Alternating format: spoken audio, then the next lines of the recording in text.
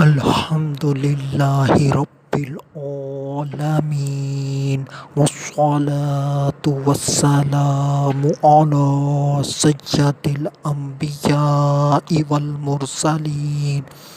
اما بعد فاعوذ باللہ من الشیطان الرجیم بسم اللہ الرحمن الرحیم وقرن فی بیوتکن صدق اللہ العظیم، اور اپنے گھروں میں ٹھہری رہو۔ آج کا جو میرا عنوان ہے وہ ہے عورت کے لیے پردے کے مسائل۔ درود پاک کی فضیلت نبی اکرم نور مجسم شاہ آدم و بنی آدم سیاہ لامکاں شب اسرا کے دولہا مصطفیٰ جان رحمت صلی اللہ علیہ وآلہ وسلم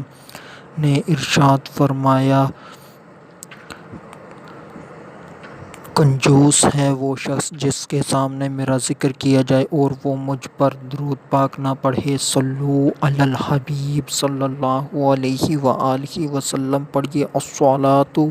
والسلام علیک یا رسول اللہ وعلی آلک واصحابک یا حبیب اللہ۔ سوال یہ ہے کہ چند اسلامی بہنیں ہیں اور وہ باپردہ ہیں، تو کیا وہ کسی کار یا ٹیکسی میں کسی نامحرم کے ساتھ سفر کر سکتی ہیں یا نہیں کر سکتی؟ تو اس کا جواب یہ ہے کہ جب عورتیں زیادہ ہو جاتی ہیں، یعنی کہ چند، تو اس کے اندر خطرہ کم ہو جاتا ہے کہ ایک عورت کسی نامحرم کے ساتھ کار، ٹیکسی یا رکشہ وغیرہ میں سفر کرے۔ تو اسلامی بہنیں کار، رکشہ یا ٹیکسی وغیرہ میں سفر نامحرم کے ساتھ کر سکتی ہیں، جب کہ انہوں نے پردے کے تمام تقاضے پورے کیے ہوئے ہوں۔ مگر یہاں پر بھی دو چار باتیں ہیں، ان کا خیال رکھا جائے کہ وہ علاقہ کیسا ہے، یعنی کہ کچھ علاقے اتنے خطرناک ہوتے ہیں، وہاں پر کسی کے ساتھ ٹیکسی پر جاتے ہوئے مرد حضرات کو بھی ڈر لگتا ہے۔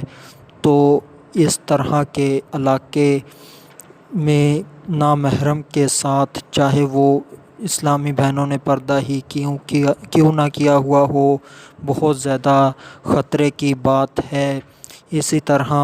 اگر اس کو بلیک میل کر کے، یعنی کہ ڈرائیور کو بلیک میل کر کے، یعنی کہ اس کو کسی چیز کی دھمکی دے کر، یعنی کہ اس کے بچوں کو اغوا کی دھمکی دے کر یا کسی کے قتل کی دھمکی دے کر، اگر وہ فون کے ذریعے سے اس کے رکشے کو وہاں لے جانے کا کہیں جہاں وہ ڈاکو وغیرہ یا غلط قسم کے لوگ اسے لے جانا چاہتے ہیں، تو وہ مجبوراً اس کو لے جانا پڑے گا۔ تو اس طرح سے ان کی عزت و آبرو خطرے میں مل جائے گی، اور اس طرح سے وہ اغوا بھی ہو سکتی ہیں، اور اس طرح ہوتا بھی ہے۔ اور اس کے علاوہ وہ جو کار، رکشہ یا ٹیکسی جو ہے وہ سناٹے والے علاقے سے گزر رہی ہے یا ہجوم والے علاقے سے، اگر وہ ہجوم والا علاقہ ہے، کسی بھی جگہ رکنا نہیں اور صرف منزل پر پہنچ جانا ہے، تو اس میں خطرہ کم ہے۔ اور اگر وہ علاقہ سناٹے والا ہے تو وہاں پر خاموشی ہے، کوئی آس پاس نہیں، تو اس کی نیت بدل سکتی ہے، وہ کسی کو بلیک میل کر سکتا ہے، کسی کو دھمکی دے سکتا ہے اور کسی کا مس یوز کر سکتا ہے۔ تو ان سب باتوں کا خیال رکھا جائے۔ تو اس طرح کے معاملات ہوتے بھی ہیں، مگر جو اسلامی بہنیں ہیں ان کا ایک مخصوص رکشہ یا پھر کار یا ٹیکسی لگی ہوئی ہے، وہ مدارس میں اسی پر آتی جاتی ہیں اور اس نامحرم کو جانتی ہیں، اور اس نامحرم ڈرائیور کو اس کے گھر والے سارے جانتے ہیں اور وہ ان سے اجرت لیتا ہے، تو اس میں خطرہ کم ہو جاتا ہے، اور وہ ایک عرصہ سے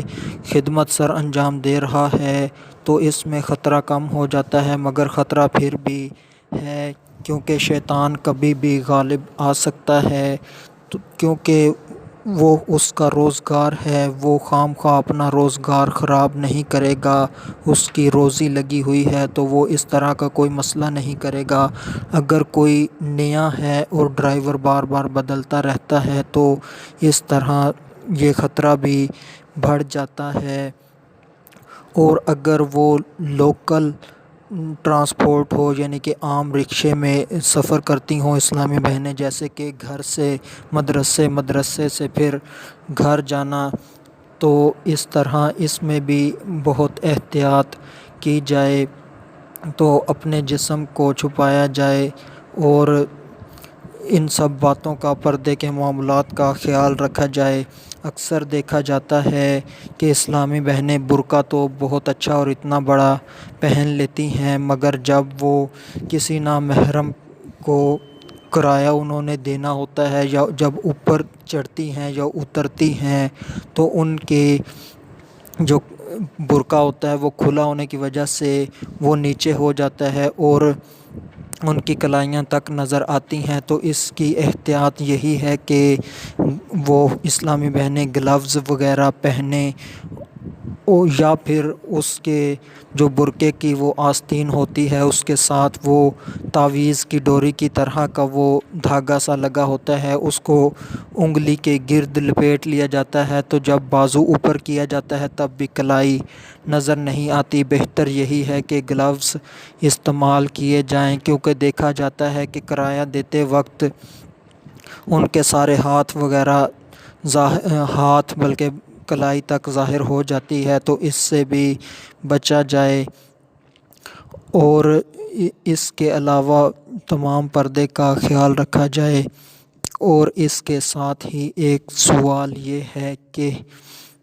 اسلامی بہنیں چند ہیں اور انہوں نے کار یا ٹیکسی وغیرہ میں سفر کرنا ہے، وہ نامحرم ہے، تو اب ان میں سے ایک اسلامی بہن کے ساتھ اس کا محرم ہے، یعنی کہ اس کا بھائی یا پھر اس کا شوہر یا باپ، اس طرح کوئی بھی اس کا محرم ہے، تو کیا دوسری اسلامی بہنیں اس محرم کے آسرے پر سفر کر سکتی ہیں یا نہیں کر سکتی؟ تو اس میں پہلی بات یہ ہے کہ جو دوسری اسلامی بہنیں ہیں انہوں نے پردہ بہت اچھی طرح کیا ہوا ہو، اور وہ اسلامی بہنیں اس اسلامی بہن کا جو شوہر یا باپ یا بھائی یا بیٹا جو بھی ہے وہ اس کو اچھی طرح جانتی ہوں، اور ان اسلامی بہنوں کے گھر والے یعنی کہ اس لڑکے کو جانتے ہوں، وہ لڑکا قابل اعتماد ہو، تو اس صورت میں وہ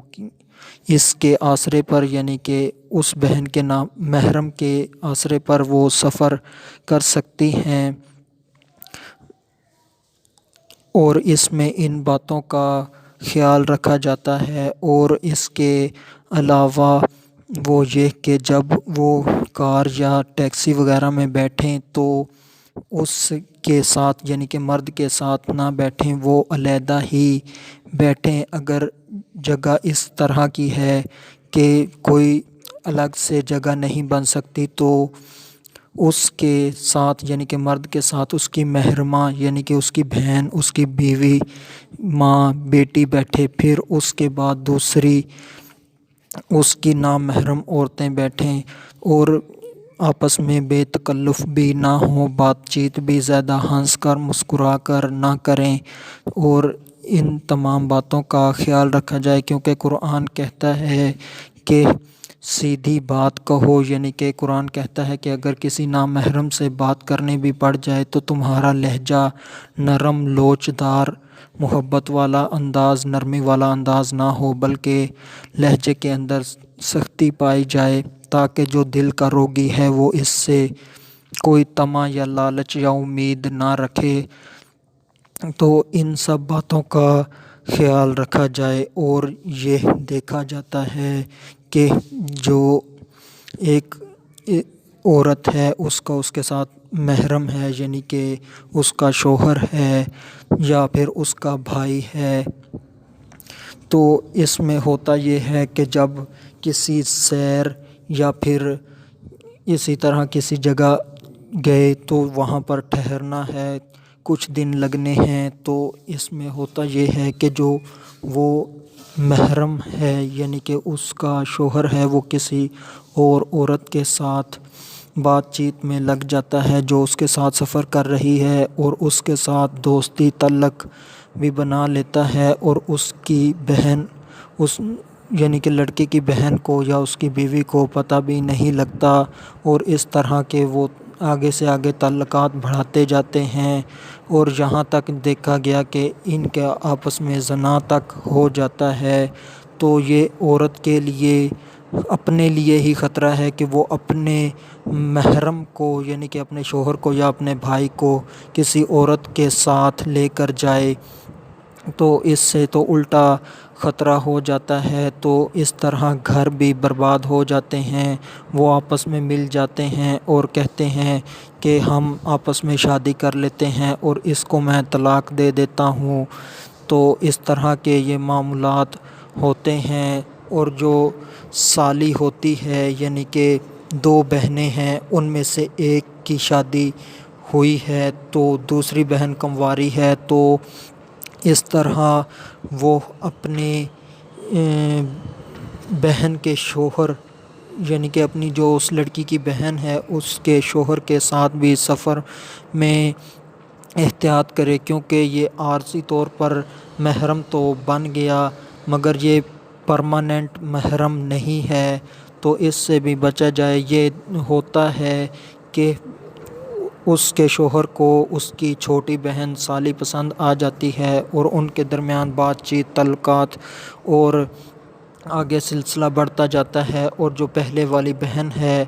اسی کو اس کی بہن طلاق دلوا دیتی ہے اور اس کے گھر کی مالک بن جاتی ہے۔ تو اسی طرح کسی عورت کے لیے احادیث کے مطابق یہ بھی درست نہیں کہ وہ کسی مومنہ بہن کا گھر صاف کروا کر اس کے گھر میں خود رہنے لگ جائے، یعنی کہ اس کے شوہر کے ذریعے سے اس کو طلاق دلوا دے اور خود اس کی بیوی بن جائے، یہ بھی اس کے لیے درست نہیں۔ تو یہ سارے سفر کے مسائل ہوتے ہیں اور ان میں یہ خطرات ہوتے ہیں اور بھی خطرات ہو سکتے ہیں، تو ان تمام باتوں کا خیال رکھا جائے۔ جو اسلامی بہنیں مدارس میں آتی جاتی ہیں تو وہ بھی کیونکہ ایک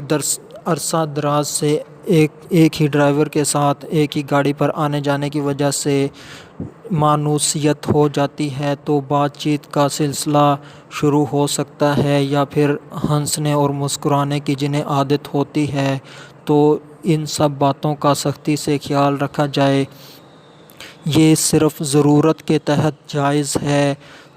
ورنہ تو یہ محرم کے لیے ہی ہے کہ اس کو روزانہ چھوڑ کر خود آئے اور خود لے کر آئے، مگر یہ ضرورتاً درست کہا گیا ہے، تو ان تمام باتوں کا خیال رکھا جائے۔ آخر میں اللہ تبارک و تعالی سے دعا ہے کہ اللہ تبارک و تعالی ہمیں دین اسلام کے اوپر ثابت قدم رکھے، گناہوں سے بچائے۔ وما علینا الا البلاغ المبین۔